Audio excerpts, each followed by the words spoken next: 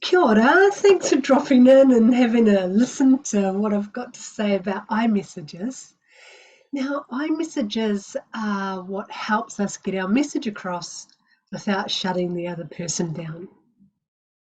It helps us move away from blame, what we can sometimes use because we're frustrated about not being heard.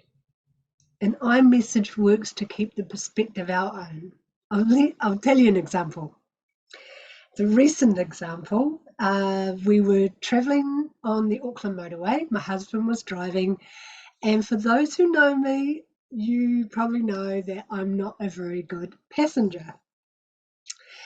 Anyway, there I was being the passenger, and the Auckland motorway is really busy. There's a lot of stopping and starting and cars coming in and out.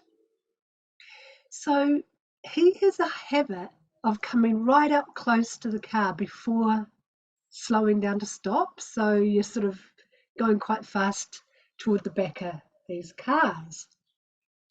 It was making me nervous.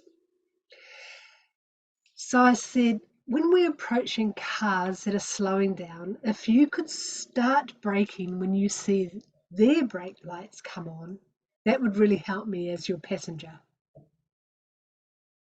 And he heard it. He did start doing that, and it helped me to relax a little. It wasn't a true iMessage, but it was keeping the message from my perspective, letting him know what was going on for me. Let's try another example. Your kid makes food, eats in their room, leaves the dishes until you nag or go and collect them yourself. That's really getting on your wick. Okay, so some of the things we might say is, you never bring out your dishes. I can't believe how selfish and lazy you are. Okay, we probably would say something like that from time to time, especially for those reoccurring things. So how about here's an iMessage example for that scenario. Hey Sam, when dirty dishes are left in your room, it makes me feel disrespectful. Try that again. Hey Sam, when dirty dishes are being left in your room, it makes me feel disrespected because I've asked you to bring them back to the kitchen.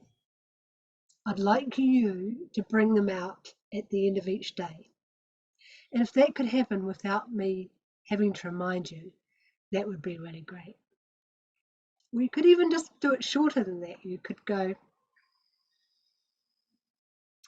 hey Sam, when dirty dishes are left in your room, it makes me feel disrespected because I've asked you to bring them out before. Please bring them out by the end of each day. That'd be great.